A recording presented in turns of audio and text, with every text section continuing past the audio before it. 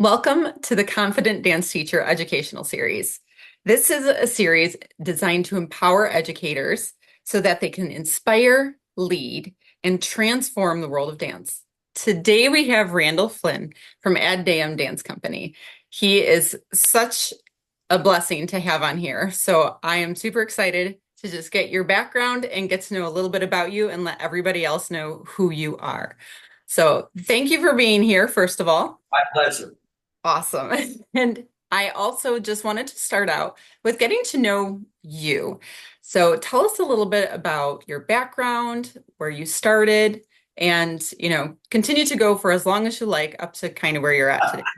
Okay. Well, let's see. I'll start this way. I do hold the Medicare card now, so it's quite going to be a long story, but I'll narrow it down here. Um, so I grew up in a home. My mom was Sicilian and my dad was Irish or Irish descent. And I have three older siblings. And my older brother and sister, when I was a young boy, they were uh, featured on a dance television show. Hmm. Uh, and they were on there every weekend and they were champions. And my Italian part of the family, especially, would gather in front of the black and white television. So this is in the 1960s. And Gotcha.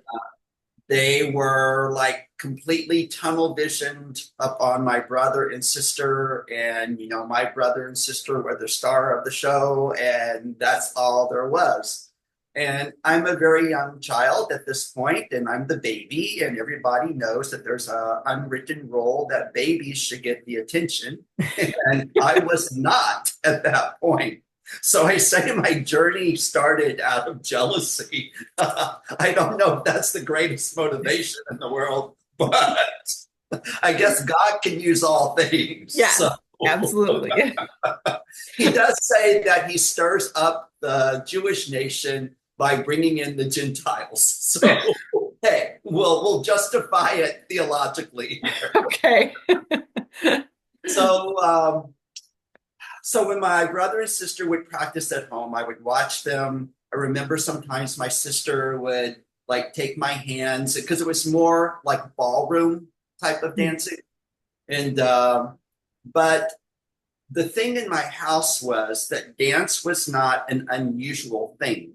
And I think in some families, they don't grow up with that. Like Mm. dance is kind of this oddity in their life. But again, it may have been due to my family's cultural background, Sicilian, Irish, I don't know. But music was very much appreciated in my family. Dancing, even my mom and dad enjoyed going out and dancing together. Uh, Awesome. but it was very interesting because when I was in kindergarten, you usually get the question of, so what do you want to be when you grow up? And I would say a dancer. Like somehow I just knew it. Now, I Mhm. wasn't brought up in a Christian family.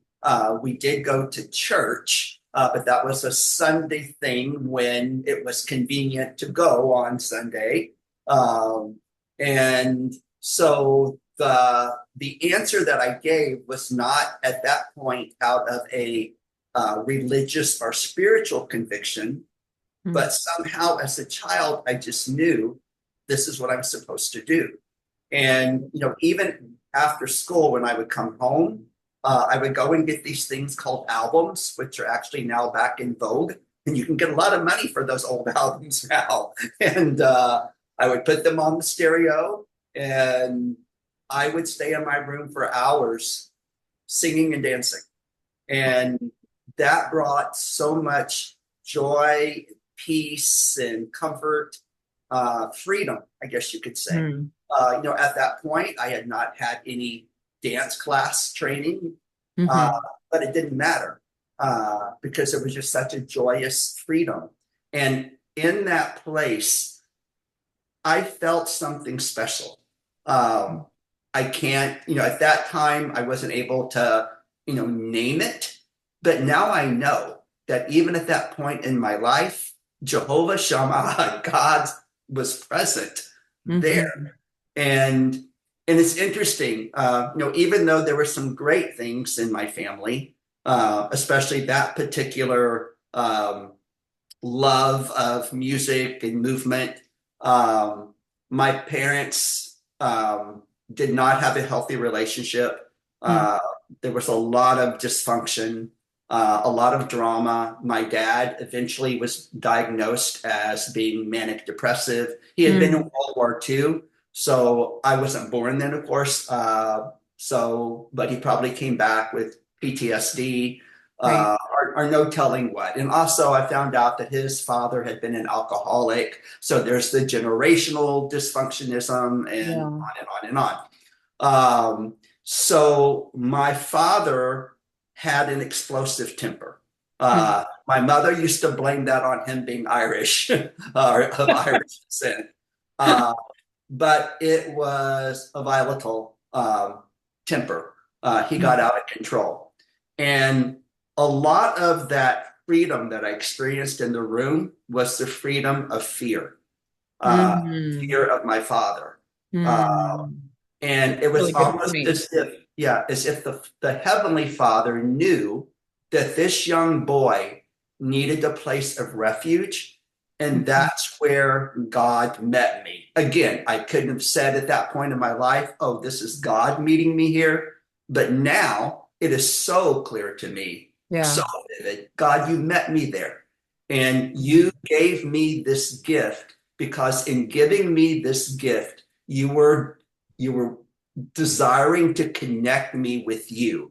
So I believe that Mhm. when God gives us a gift, it doesn't have to be artistic in that sense, but every good and perfect gift comes from God. That Yes. that gift is like a, a siren song to guide us Mhm. towards Him. That's beautiful. That's just stunning. And it reminds me so much, like that's what the studio does. I feel like when you walk into a studio, right? It's like as soon as you walk through the door, you can let go of everything. For you, it Yeah, was your bedroom door, right? yeah, yeah, You could walk into that space and turn on the music and yeah, it gets you into that place if I can connect with, yeah, well, you didn't know you were connecting with God when you were young, but yeah, exactly. and he was Yeah. there. It became holy ground in that sense, definitely. That's awesome. That's beautiful. So that was you when you were about how old? Like That when you was were elementary training. school, basically. And so I'm from Texas. So back in the day, well, I'll start it with a little story that just happened yesterday. So yesterday I went for some physical therapy work, and the physical therapist, there were two of them. They start with an initial evaluation, and so two young guys, probably in their 20s, and they discovered that I was a dance educator. And they said, dance, man, that is so cool. We wish we could dance. And I laughed. And they said, why are you laughing? And I said, well, guys, I realize, you're a part of your contemporary culture. And yeah, you're Texas guys, but for you now, dance is cool.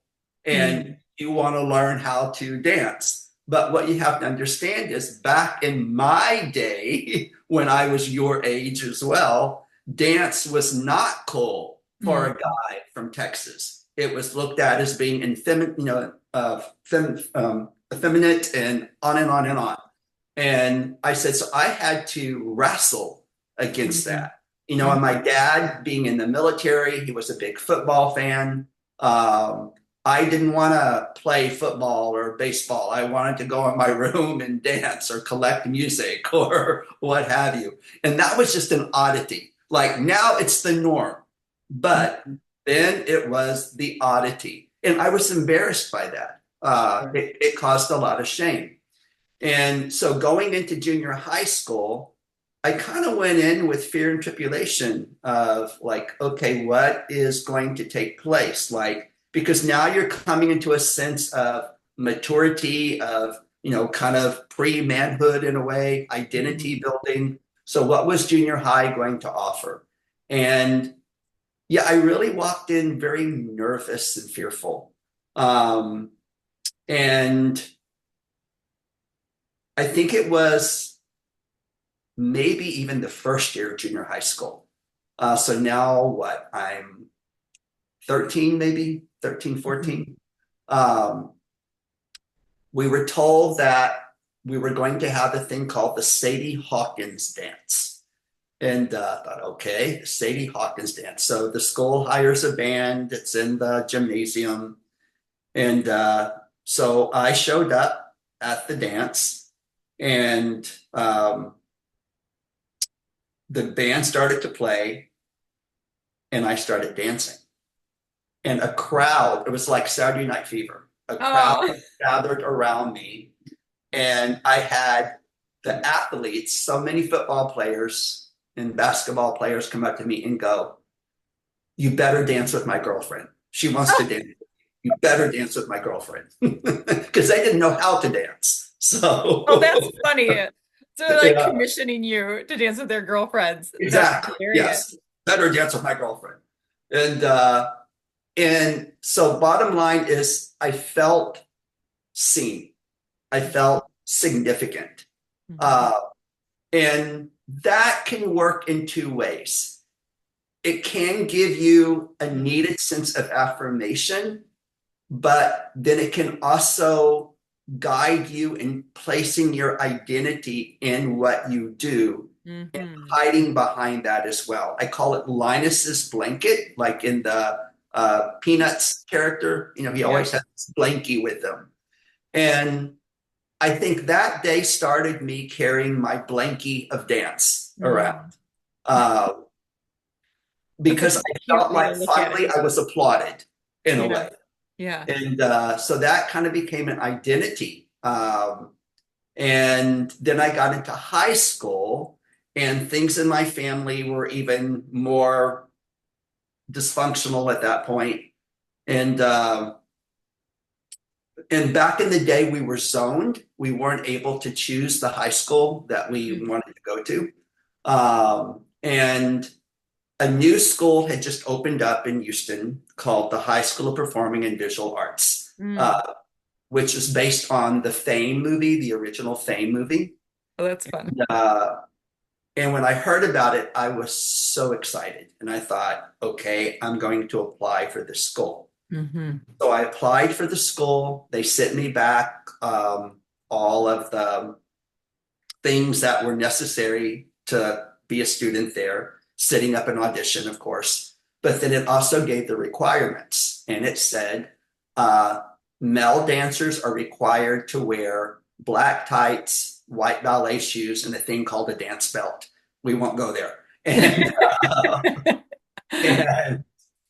and I thought, I can't. Like, Mm. my dad, my neighborhood, my friends, it's already challenging enough to feel like I don't fit into the perfect picture of a Texas cowboy or athlete. So Hmm. I surely can't do this. So out of that pressure, I did not go to the audition for the Mm. school. And I was sent to another high school.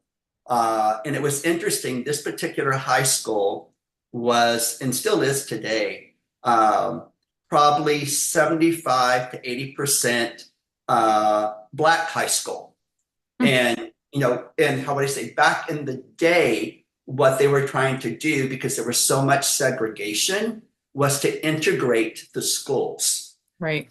Uh, but in the community where I lived, even though we were not a wealthy community, we were a very poor community actually.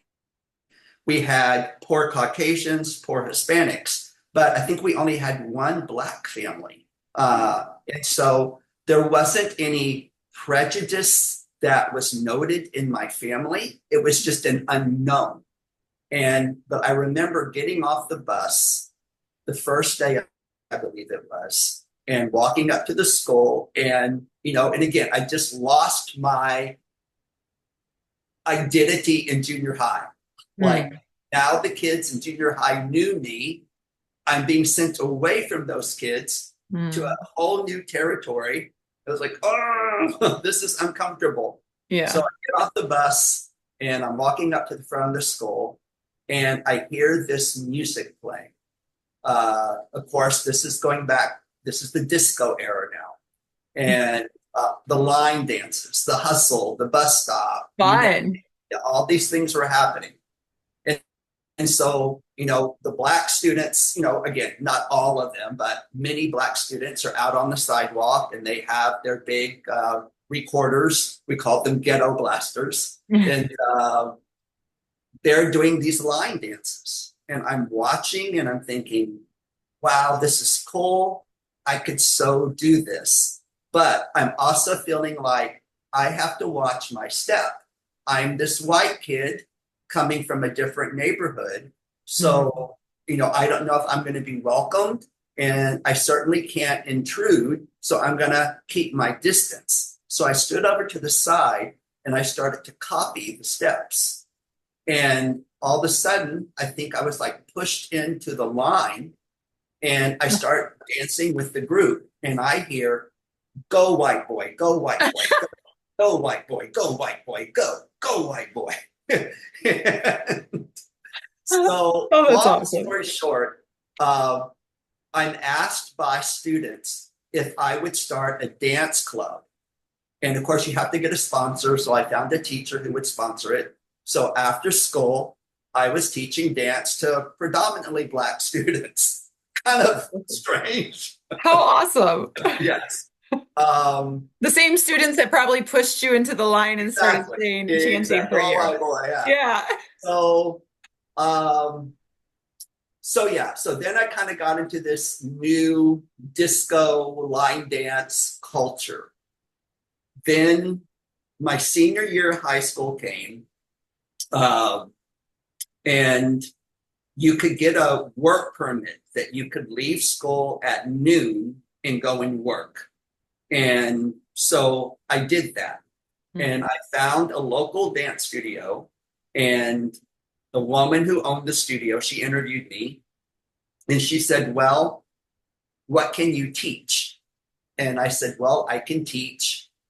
I don't even think it was yet called disco. I even forgot what word I used for her. She said, well, show me what you do. So I showed her what I did. And she said, okay, here's the deal. So now I am 17 years old, I think. And she said, we can organize the class for you. She said, we're going to call it rock ballet. Oh, Rock ballet. I've never heard that before. Exactly. Said you can teach that class. But she said, in exchange, you have to assist me in teaching my children's ballet, tap, jazz, acrobatic classes. And I thought, okay, cool deal. And so I started going at 12 every day to the studio. And then she would work with me privately, ballet and jazz, tap. And then when school was over, then I would assist her in the children's classes. And she said, there are some dance educators in town that I would recommend you going to. One, a very well-known jazz teacher, the other, a very well-known modern teacher. And I said, okay. So those were night classes. And so I went to go visit these studios and saw the companies of these studios, and my mouth dropped. And I thought, oh my gosh, like I want to do this. So I signed up for classes in both locations. Eventually, the jazz dance instructor brought me as an apprentice into his company. And then later I became a company member. And then it was kind of a funny situation because the modern teacher, she was very anti musical theater jazz. Okay. Like she thought that, modern, like, Graham and like this was the serious dance. So she had her own term for musical theater. I won't divulge that information. But she wasn't happy that I was also moonlighting with the jazz company. And so when I first started taking from her, and I'm taking these modern techniques, then if she would get upset with me, she would say, okay, little Glenn, that was my jazz teacher's name or my jazz director. Okay, little Glenn, we don't do it that way here. or keep those hips to yourself. Oh, Like, okay, all right.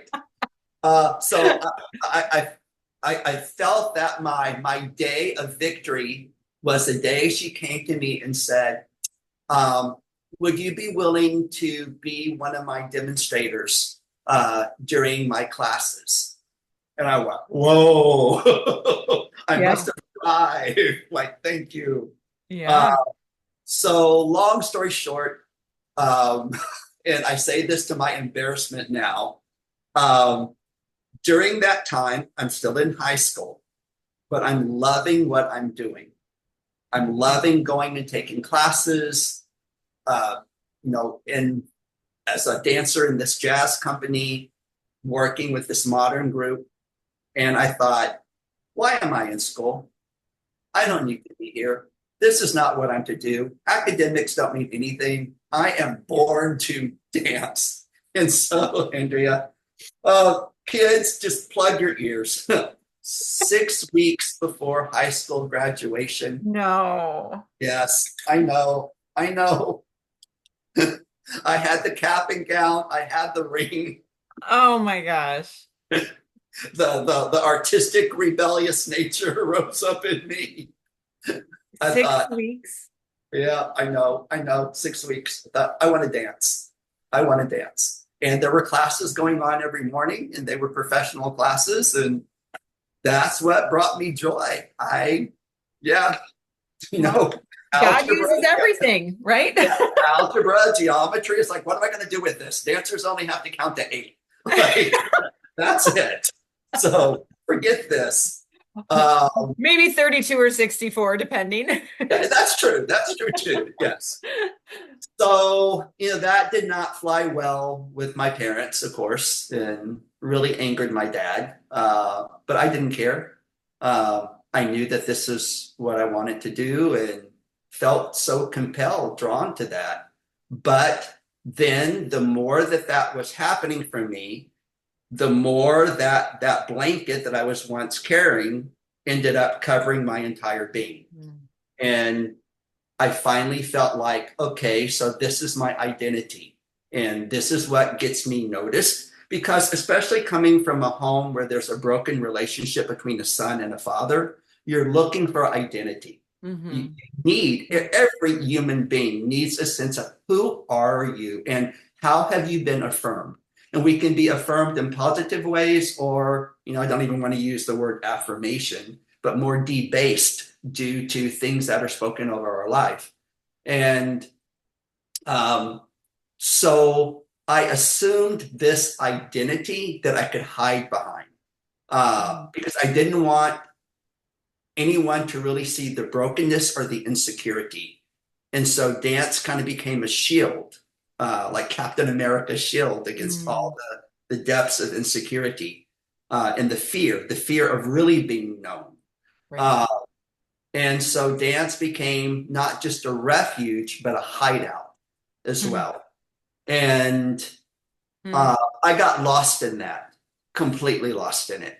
Um, I began to get contracts to work with 1980s disco stars.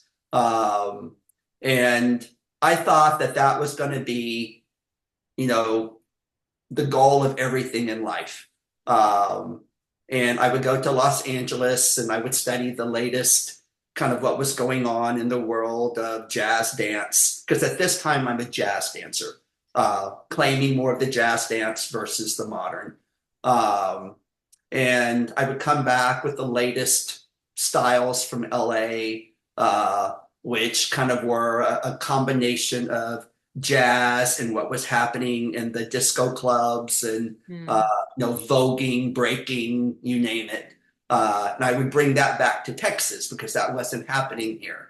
So more Uh, of the like popular things that were going on in exactly. society. Correct. Yes. Gotcha. So So not like Giordano where it's like a codified technique, more like correct. okay. Correct. Yeah. Yeah. Yeah.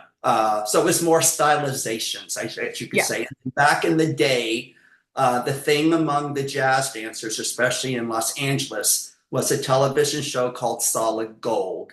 And that was kind of like the idea or the idol of jazz dance. You want to be a solid gold dancer. And so yeah, that was kind of the flow that I was moving in. And so long story short, during that time, I would go to LA, I would come back. But then I decided I really want to stay in LA.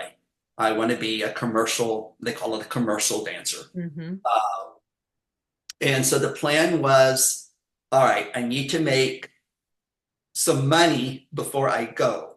And back in the day, even though I was teaching dance in several places, the high pay for a dance teacher back in the day was like $15 or $20 a class. That was like high pay. It's like, are you serious? But we thought it was incredible. Like, wow, $15 for this hour and a half class. If you set choreography, maybe $100. And so I realized, okay, I need to do something else because just teaching dance is not going to allow me to save enough money to move. Los Angeles is expensive versus Oh, living yeah.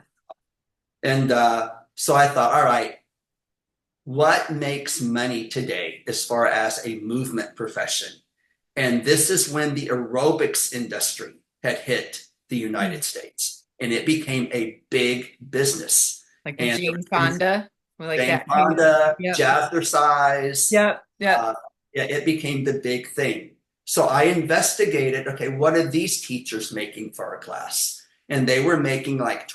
$25, maybe $30. And I thought, well, that's better money. But I also thought, at that point anyway, but I am not going to devalue myself so much becoming an exercise teacher because, quote, I'm a professional dancer. So Right. Right. I'm not going to stand up and be a cheerleader in front of a class and do Zumba, basically.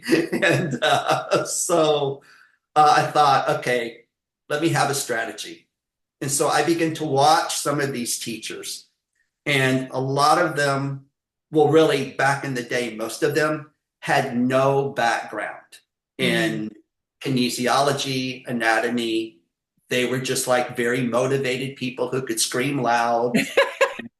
They were good looking. And I thought, all right, I don't want to be like that, but I could be a consultant and I could help Mm. them to organize their classes, giving them curriculum, which would be good and healthy curriculum. Yeah. And so I began to go into aerobic studios, basically like cold calls to sell myself to the owners of the studio that I could be a consultant and they would pay me for being a consultant.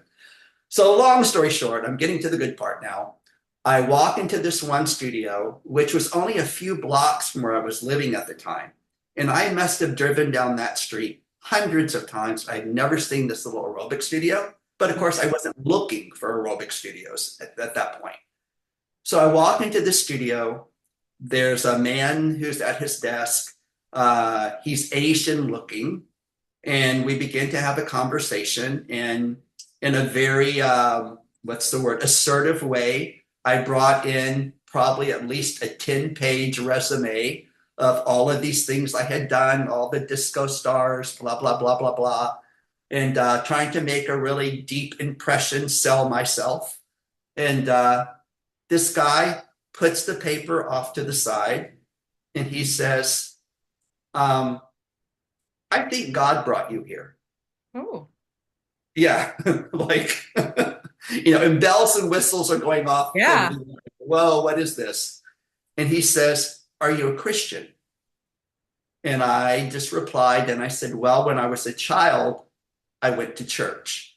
And he responded, actually, he's still a very close friend, and I consider him my pastor today. Uh, but he responded in a very cheesy way, and I joke with him about it. And he says, and I think he stole it from a guy named Keith Green. And he says, so have you ever been in McDonald's? I said, yes. And he said, so did that make you a hamburger? No. He said, so when you went into church, does that automatically make you a Christian? And so I think he saw I was a little bit like anxious, like, okay, why Mm. are we going around this rabbit trail? So he chilled out a little bit, but he began to ask me what I was doing. And at that point, I was working with this dance company, and we were the opening act for these 1980s disco stars, basically. And we were also performing in discotheques and clubs and things like this. It was a thing to do if you were a jazz dancer back then. And and he said, "So where do you guys rehearse?" And I told him that I was renting space at a local school, a local dance studio. And he said, "Well, look, I finish here every night at 7:30. If you guys could rehearse after 7:30, you can use my space." Hmm. And I said, "Okay, how much?"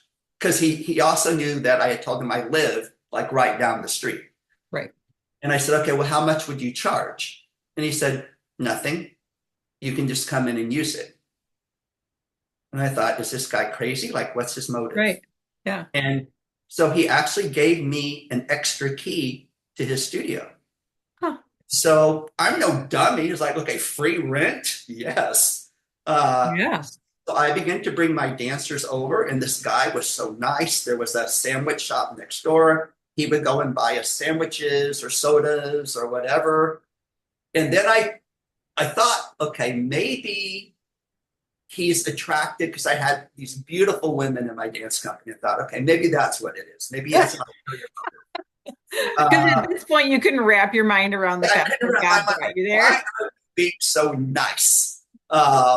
So long story short, a couple of weeks went by, maybe only 2 weeks.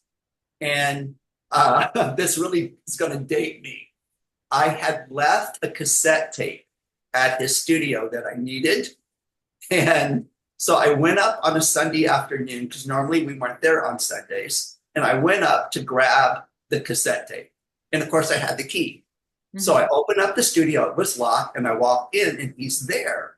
And he's all dressed up. And I said, "So it's Sunday afternoon. What party are you going to?" And he chuckled and he said, "Oh, he said, well, I'm not really going to a party, but I am going to church."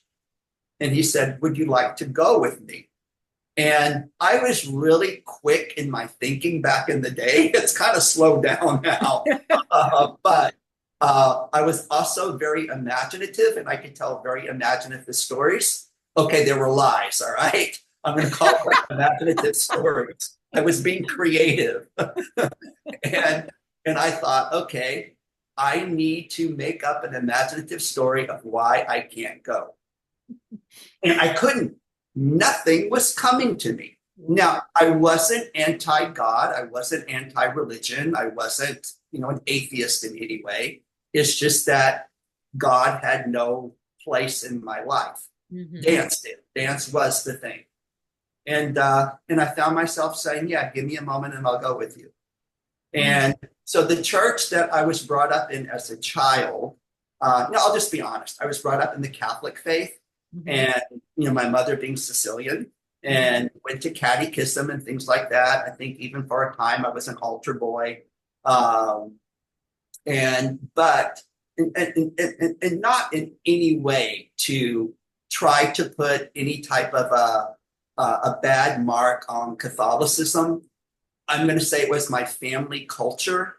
Um, the way that I understood God as a young Catholic boy was God is punitive, and my dad was punitive. God is angry at you. My dad was angry at me. Hmm. And so by the time I was 12 years old, I decided I don't I don't want a relationship with this. Right. Uh, Because we also attribute our father figure exactly. as the way we see God. So yeah, Exactly. yeah, Yeah. absolutely. Yeah.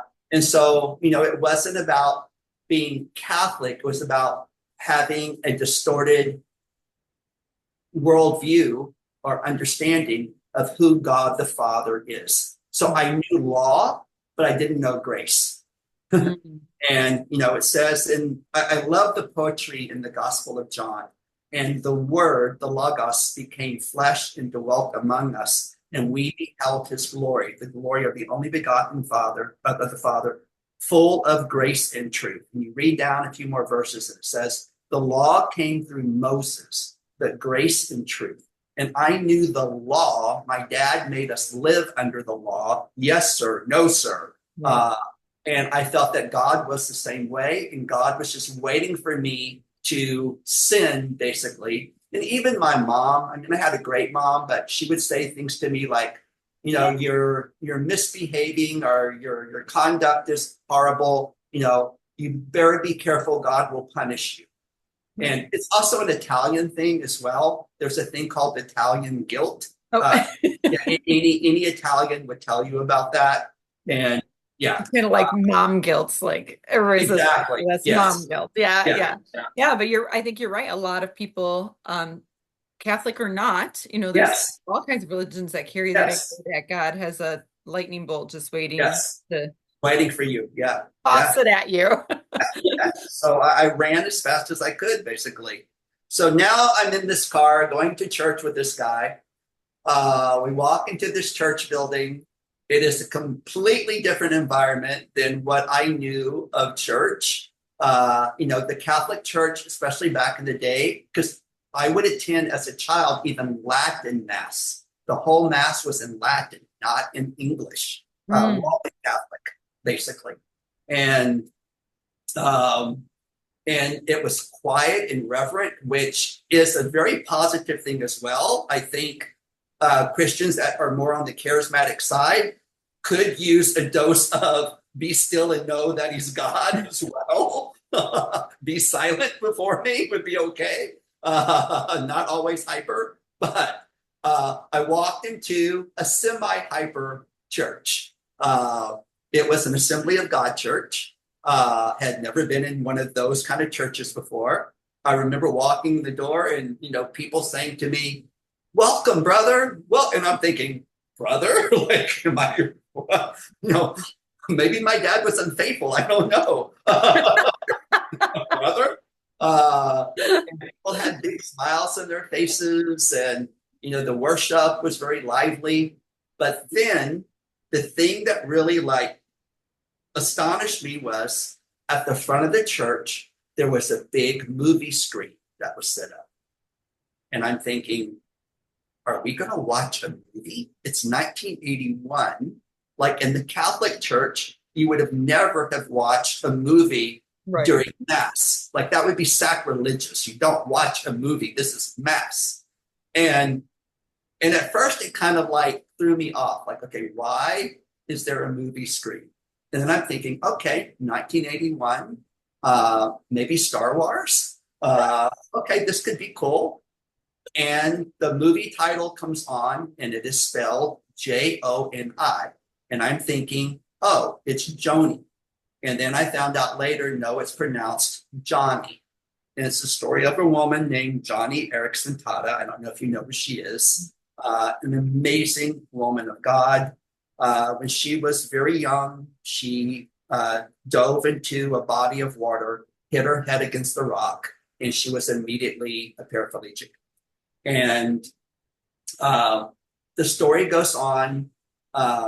Even though she's from a Christian family, she is wrestling with God. Like, God, how could you allow this to happen to me?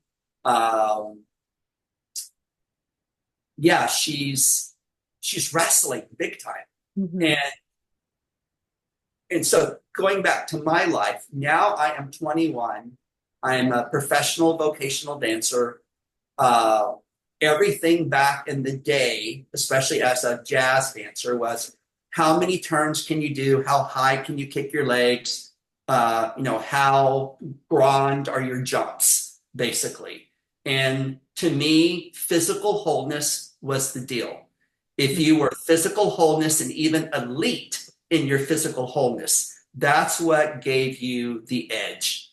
And here was a woman in a wheelchair now. One moment, perfectly whole, and I could relate to that. Like, even though she wasn't a dancer, she was an athlete. And I thought, okay, I understand. And then when it showed that in an instant, her life changed. See, up to that point, and especially back in the day in the jazz dance genre, the motto among jazz dancers was taken from the movie Fame. And of course, the theme song says, "Fame, I'm going to live forever. Mm. So we felt like we were these immortals. We're always going to be young. We were always going to be physically whole. We were always going to jump high and do a lot of turns, and that day would never stop. And I believed that. You know, you're 21, you're invincible. Yeah. Uh, and then watching this movie, the tables begin to turn. And so I kind of, whenever I watch movies, I don't, maybe this is typical of anyone, but I think more for those with artistic temperaments, you become one of the characters. Yeah, you Do you, kind of like choose one. yeah, That- exactly. yeah, yeah. Yeah. Okay. Okay. Good. Good. Good. Good. Okay. So I put myself in this lady's shoes in the sense of, okay, what is she going through?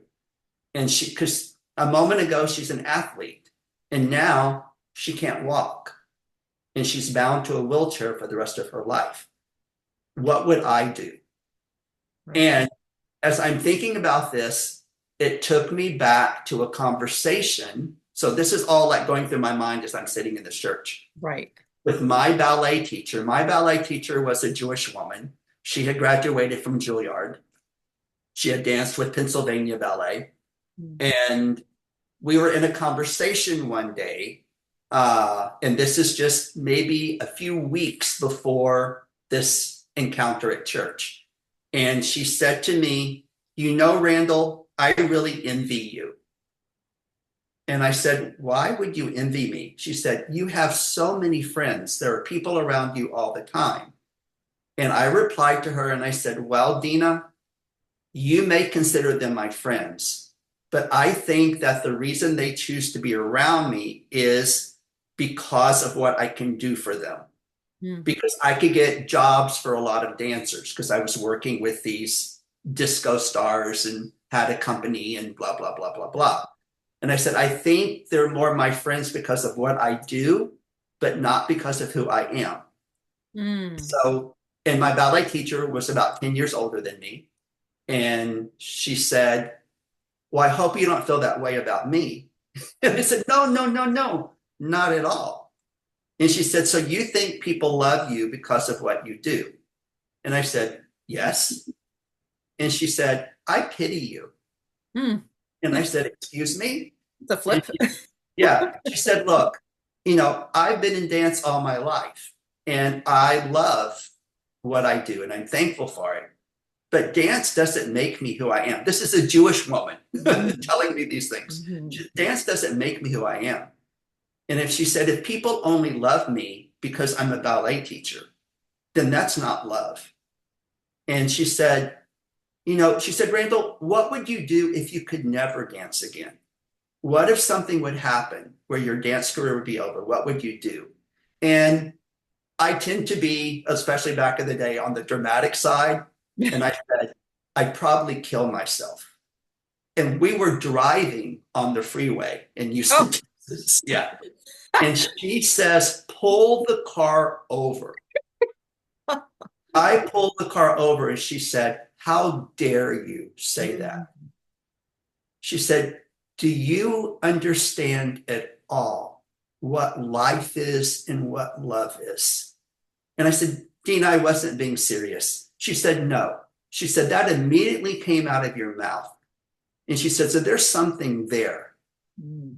And she said, I just want to say to you, you need to learn what love is. Mm. And so then a few weeks later, I'm in this church. And Oh, here's this within a few woman. weeks. Yeah, Wow. exactly. Yeah. And now here's this woman paralyzed and like everything. And I'm thinking, who am I? And as I'm watching the movie, I feel this presence around me. Mm. And I just begin to weep. Watching a movie, I'm weeping. And I know you can weep at movies, but this was deeper. I mean, I weep when Bambi died. Sure. And it's like, okay, what is going on? And I just could sense this need to surrender, like to surrender everything and to give my life to God. And At that point, nobody was giving an altar call or a sermon. It was just the impact of watching the story. And I think this is what spoke to me, and this might sound a little bit odd, but even though this woman was a believer, she wasn't thrilled about what had just happened to her. And she questioned God. And she wrestled and she fought and she screamed and she yelled at God a lot. And I didn't know that that was allowed. Mm. I thought if you would do that, you would go straight to hell or purgatory or somewhere. You don't question God. You don't wrestle. You don't argue with him. Because I could never do that with my physical dad. That would have meant Right. like violent, seriously, violent punishment. Yeah. And I thought, what is this? And what really hit me is she was calling God Father in a way that I never understood. Hmm. As a young Catholic boy, for penance, I was told, go and pray the Lord's Prayer, the Our Father. But that was to get God to love me again, to Hmm. forgive me, to love me. In my mind, does that make Mhm. sense? That was Right. I'm a child. I'm a child. Right. So I say Our Father when I need God not to hurt me because my physical dad would hurt me. And Right. so I don't want God to hurt me. I don't want to go to purgatory. And so, okay, how many Lord's prayers do I need to say that God is not going to hurt me? So please hear my heart. I'm not blaming this on Catholicism. I'm blaming it on a child that was from a dysfunctional home that didn't understand the grace of God, Right. only knew the law of God. Right. And so those Uh, pieces of the puzzle were connected in your brain that way, which is exactly. very common. I mean, they Yeah. say our entire all of our habits that we create are up until like they're formed by the time we're 8 years old. Yeah. So anything within there, that we're associating is what becomes part of that dysfunction. So yeah. So anyway, this encounter in that church I knew was real.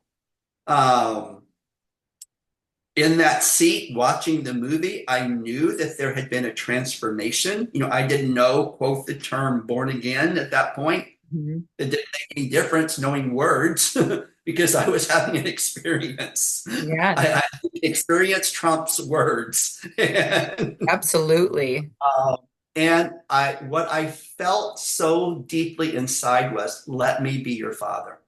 Let me be Mm. your father. And I thought, man, this is where my brokenness is. Mm. This, like, God puts his finger directly on the thing, and he knew that's where your brokenness is. You don't have to hide, come out of hiding. And so, after the movie, then the pastor got up and spoke, but kind of like too late, pastor. I already had the experience, right? Yeah, Yeah, too yeah, late, too yeah, late. yeah, But then you're asked to go up for prayer, and I did. But I knew that, yeah. It you already know, happened. like it's Yeah, not because of your invite, it's right. because of what Yes, God has already done in me sitting in this pew. yes. Um, but then kind of funny, well, maybe not, but um, I knew that things had changed in me. I knew that I knew. I knew that I knew that I had met God and I had Mhm. met Jesus Christ and that the Holy Spirit was real. Um, so it was a few weeks later because I kept going back to that church. After a particular sermon, I went up. You could go to the front to meet with a prayer counselor. And I remember saying to the prayer counselor, I'm a new believer. Uh, Today, after the message, I feel like I would like to pray and really dedicate. I've given my life to the Lord, but I feel like I need to dedicate my gifts and my talents to Him for His purposes.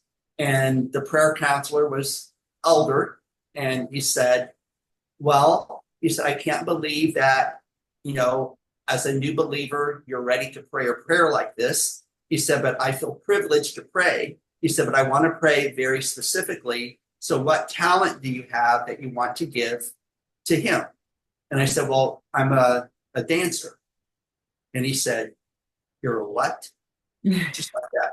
what? Like I had just cursed. And I said, I'm a dancer. And he said, explain that. And I thought, well, first get your mind out of the gutter, mister. uh, Right. I have trained in ballet and in modern and in jazz and tap. And yes, I'm a professional dancer. And he got quiet and he said, I tell you what, let's pray and let's ask the Lord what else it is he might have for you. Now, I'm only about 2 weeks old in the Lord at this point. Mm-hmm. So I don't know the Bible. Um, and this is before the internet. I go home extremely distraught, thinking, okay, rejection all over again. Like I knew what it was to have an orphan spirit, and it hit me all over. And so I went home and I started digging through my Bible, had this big old King James Bible. Like, don't give new believers a free King James Bible. Like, start, Wow. That's yeah, like, what the heck? And and I didn't know the Bible. I didn't know the Old Testament from the New Testament. And I yeah, thought, yeah. That I can be rough wonder, to read through. yeah, I thought, I wonder if for any reason the word dance might be in this big book. But I didn't know where to begin. So then I realized, oh, well, most books have like an index in the back. I wonder if this book does. And I found there was an index. Okay, now here comes the comical part. So I look up the word dance and it had references. And then I found the first reference. But I didn't know where that book was. It was in the Gospel of John, but I had no idea where in the Gospel of John. And so I tried to find the Gospel of John. Finally, I found it, but it took like a really long time. And I turned to that particular passage, and it says, and the daughter of Herodias danced before Herod and pleased the king. And then the queen told the daughter to ask for John the Baptist's head up on a platter, and John gets his head cut off. And I'm thinking, well, no wonder God hates dancing. People lose their head over it. And Wow. so I thought, oh, yeah, so I guess this is evil. But then I went to go through the other passages. Psalm 150, verse 4, praise his name and dance. King David, thou hast turned from me my mourning into dancing. Jeremiah prophesying, you will dance again. Jesus telling the story of the prodigal son. In the Father's house, there's music and dance. And I thought, wow, God, you're not anti-dance. You're not anti-art. You're not anti-beauty. This is okay. But why does the church not know it's okay? And then, of course, this gross dichotomy, very tainted between the secular and the sacred. That would be another conversation for another day. Right. And so I thought, okay, so Lord, what are you saying to me? And my deep sense was God was saying, give your dance to me. And I was taken to a story about Moses' encounter at the burning bush. And at that place of God's holy presence, God says to Moses, what is that in your hand? And Moses said, it's my rod, my emphasis, my rod, my staff. And God says, throw it down, Moses. And Moses threw it down, it became a serpent, and Moses fled from it. And God says, no, don't flee from it, pick it back up. And Moses picked it back up, and God says, this is no longer your staff, it's mine. Now go to Pharaoh, and this will be a sign that I am with you. That spoke to me so profoundly, like lay it down. Wow. You know, that's amazing. Apart. That's just amazing. That speaks to so many things Wow. in gifts and talents. Like, it's funny that I've never gotten that from that passage before. Wow. Wow. I don't know why, but now with you just saying it, I'm recognizing, holy smokes, that's exactly what he's brought me through too. Yeah. Wow. Oh, I love that. And I it love was, that. yeah, so that's really awesome to hear Yeah. that. So You yes. know, it's kind of interesting to me being from Texas as well, because as a kid, we would go hunting for snakes. I mean, so stupid, barefoot, like, let's go hunting for snakes. And, Not my but idea of fun. yeah, exactly. But what we knew, if you were going to pick up the snake, you do not pick it up by its tail. Hmm. You have to grab it by its head so it doesn't bite you. And God says to Moses, pick up the serpent by tail. I was like, God, no, you don't understand. You're not from Texas, apparently. But I think there's a spiritual lesson in that too. But bottom line is the emphasis on Moses's words. This is my staff. And in the ancient Hebrew culture, because Moses had fled from his real calling, he became a shepherd in the fields of his father-in-law.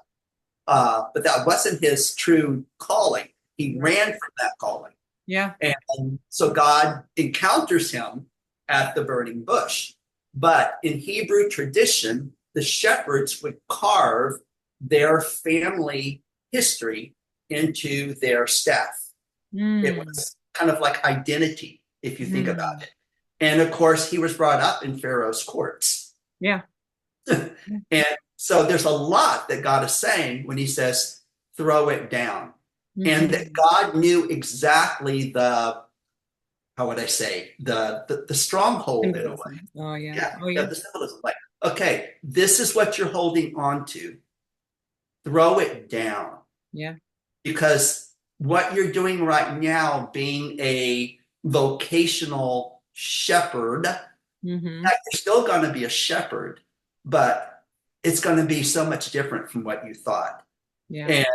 And I feel that way even with this whole thing of dance. Like, yes, I'm still dancing. I'm a dance educator.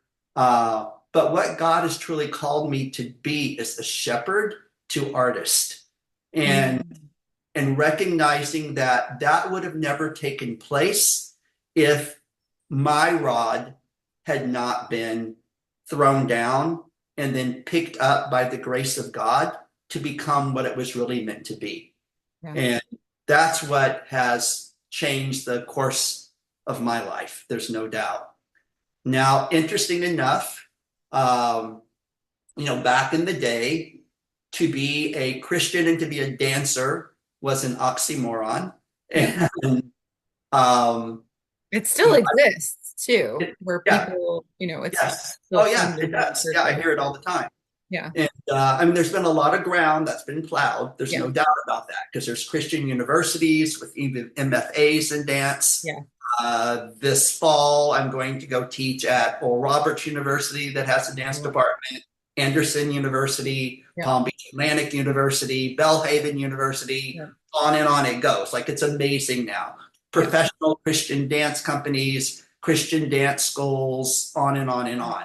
But back in my day, those things were not around, or if they were very extremely limited. Yes. And did Ballet Magnificat? Yes. So Kathy Thibodeau and I kind of came to the Lord around the same era. Okay. And Kathy was one of the first people that connected with me, actually. And she's just an amazing woman. She and her husband, Keith, absolutely amazing people. Yeah. And so I had to believe in what God was saying, because that wasn't spiritually being affirmed by the church. The church, they were suspect when it came to the arts. Right. And then the arts were very prescribed. Like, if you were an artist, then your art had to look like this. And it had to be it had to be evangelical. It had to have an evangelistic purpose, or utilitarian, basically. So art that was good, true, and beautiful of itself, unless it had a very clear agenda of evangelism, wasn't something for the church to engage in. Because as far as the mission of the church, it was to be purely evangelistic. So if you were an artist, then you had to tie into that mission but they saw evangelism in a very marginalized capacity as well. Because if you think about, okay, evangelism, basically the root is, okay, to witness. Well, we witness not due to an agenda, but we witness in the way that we live our lives as salt and light in whatever cultural sphere that God places us in. Yeah. But the understanding of that, especially back in the day, was so extremely limited, and especially in the United States, to be quite honest, among evangelical Christians. Mm-hmm. Uh, and but I knew that I knew what God was saying to me, and maybe the Italian and Irish part of me, a little bit more on the feisty side. Yeah. I knew that I needed to be humble but yet assertive. Yeah. Uh, but long story short, in the grace of God, um, I ended up being called by God in a very gracious way to Europe to work with an organization called Youth with a Mission. That's a whole nother miraculous story how I ended up there. More thanks to a woman named Debbie Roberts, who really wrote what I believe was one of the first books on the integration of Christian faith in the arts. I Mm. think you might be able to find it on a website somewhere. It's out of print. It was called Rejoice, a Biblical Study of the Dance by Debbie Roberts. And basically, the book kind of ties into some Hebrew understanding of dance and spiritual analogies. But this idea of being a priest before the Lord. And one of the key things that she touched on, which really spoke to me, was when David dances before the Lord, quote, with all of his might. David takes off his kingly robes. He doesn't get naked. He wears a priestly ephod. Right. David basically is humbling himself. I cannot dance before the true king as a king, but I can dance before him as a priest. And Mm-hmm. of course, in the New Testament, we're told that believers are priests unto the Lord. You are a chosen generation, a royal priesthood, that you are to proclaim the praises of the one who called you out of darkness into his marvelous light. I'm thinking, oh my gosh, like when David danced, he chose to dance as a priest, as a Levite in a sense. Mm-hmm. And so that association to be a priest before God, to be a Levite, a spiritual Levite. And I remember as a young Christian, like wholeheartedly praying that prayer passionately, saying, God, I want to be a priest before you, like Mm. with my life and with the gifting, so we just even use the word worshiper.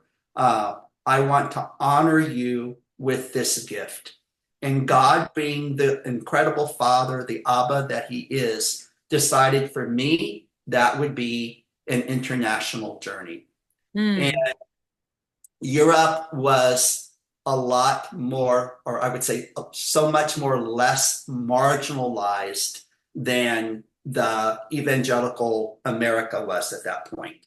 Europeans are deeper thinkers, and so they weren't entrapped by certain cultural things that would be more of the American mindset, because we come from a very, especially in evangelical Christianity, from a very Victorian Puritan background. And for the Europeans, art, philosophy, creativity, it's just a part of the heritage. Yeah. And so, Cultural norm. exactly, kind of a cultural norm. Where here it wasn't so much. Like I said, even being brought up in Texas, I was afraid to say that I enjoyed dancing. Right. Oh, no, you don't say that. Right. And so I found that I could breathe more openly in European culture. That there was an understanding of who I was as a believer and who I was as an artist and the mission that God had given me. Mm-hmm. And out of the box as well. Because in America at that time, there was an expectation that if there was an opportunity to dance, it had to be put in a very well-defined church box. It had to Mm-hmm. look a certain way, it had to smell a certain way, on and on, had a certain flavor, a certain Yeah. context. And then if you dare do a dance performance, then the requirement of the church was, okay, how many people got saved during your performance? Sure. And I thought, okay, why does this become a measure of Hmm. God's love and presence and care for Right. people? Right.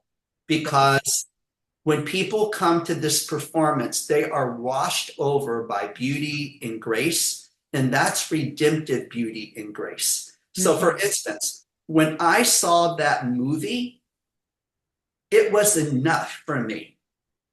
Like God met me not because of the pastor doing a sermon and saying, okay, everybody bow your head and I'm going to count to three and then, give your life to Yes. Jesus. Yeah.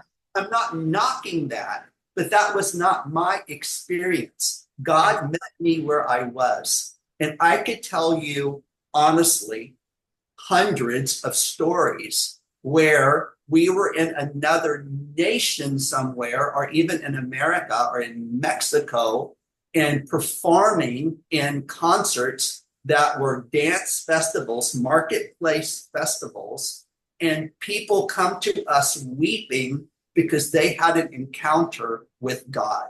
Hmm. Especially one young man who came up weeping, weeping, like so broken, and told me that due to what he saw, because he was planning on killing himself that night, Mm. that he knew that killing himself was the wrong thing and he wanted to live and he wanted to give his gift now to the glory of God. This was Mm. not a church dance concert. It was a mainstream dance concert in Mexico. The piece that we did was not a Christian evangelical song. Wow. It was a piece called Rwanda Cry, choreographed by a brother in Christ who was a principal dancer with the Martha Graham Company, Steve Rooks. Oh, The yeah. story is about a young woman who saw her family killed in Rwanda. Uh, in order for her not to be killed, she had to dance for the killers. And Mm. so the whole story is about this young woman's tenacity in dancing for her life.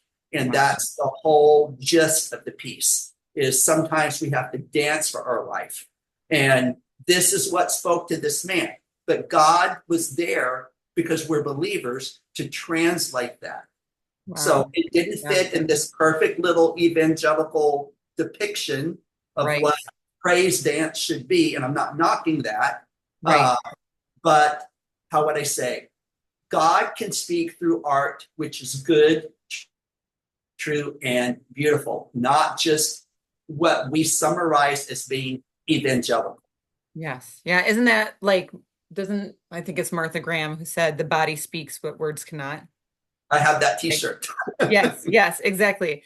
And I think so many times, like the beauty of the arts is that it can be so cross-cultural, so Exactly. easy. It doesn't matter. Exactly. You can take a Yes. presentation, an idea, a concept, make it something that's just comes from your heart and it Yeah. can speak to anyone, Yeah. anywhere. Yeah. I have to tell you one more quick story. A few years ago, we were in Bulgaria, and um, when we go into a nation, because all of my dancers have really wonderful dance background, um, then we go into local dance academies and we do master classes.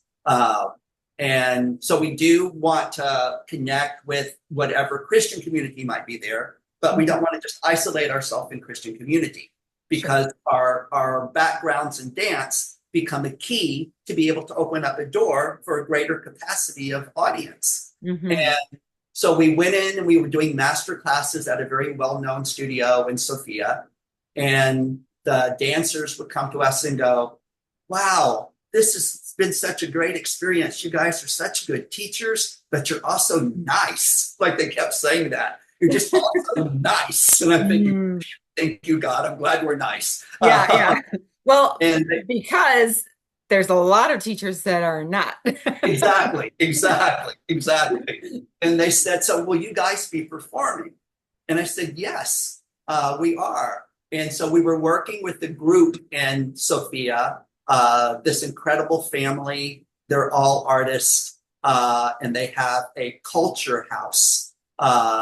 And on Sunday mornings, their church meets there, but all during the week, it's a culture house. And it's an incredible facility. And there's music lessons, there's dance lessons, there's a school, vocal lessons, drama, you name it, they do it. It's their way of reaching into the culture of Bulgaria.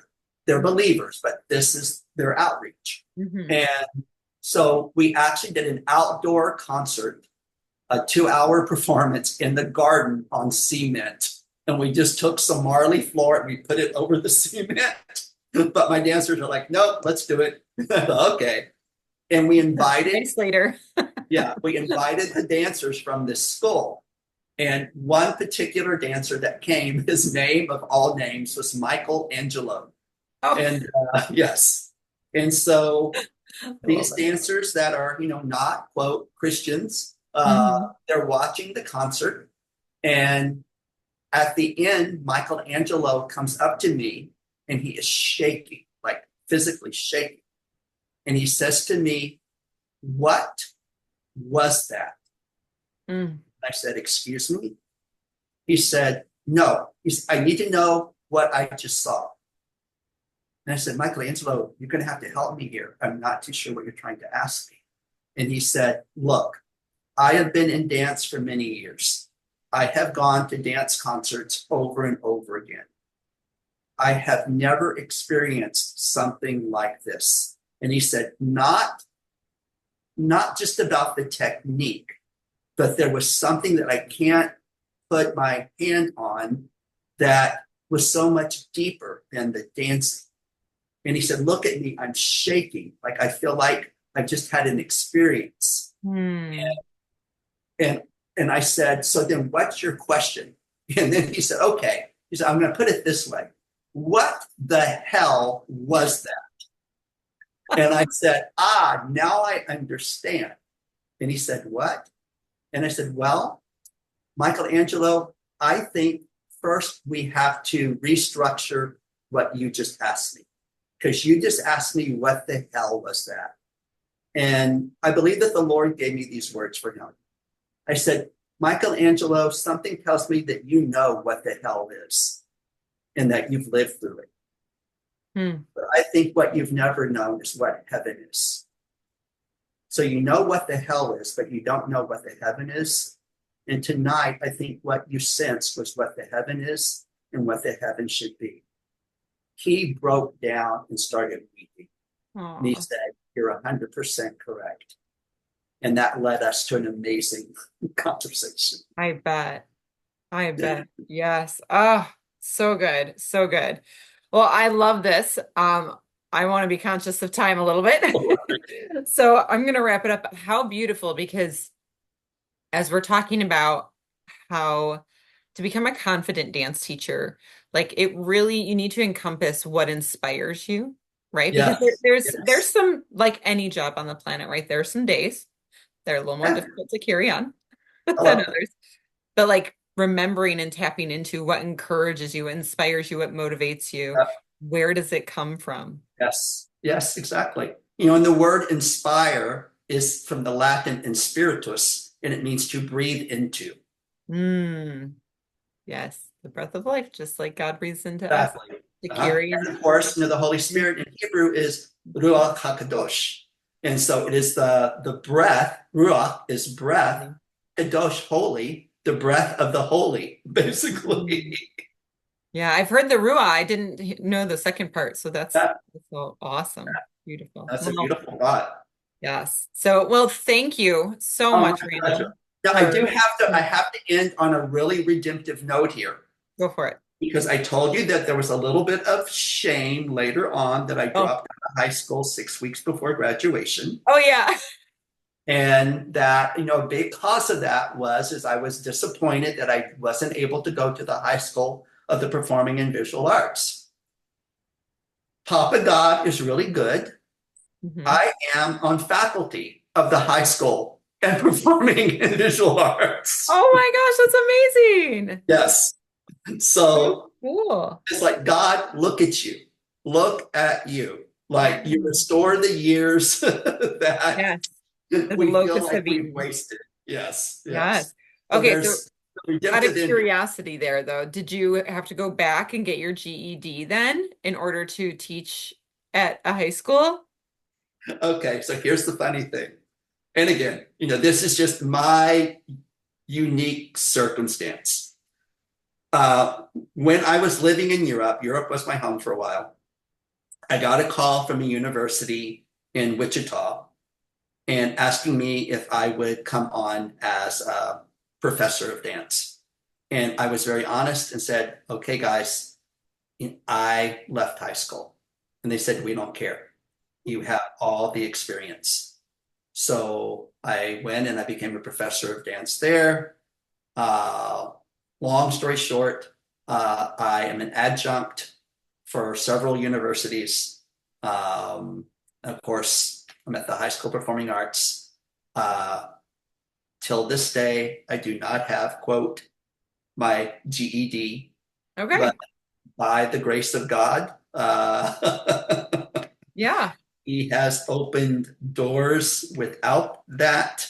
I don't suggest that. Just FYI, young people, do not drop out of high school.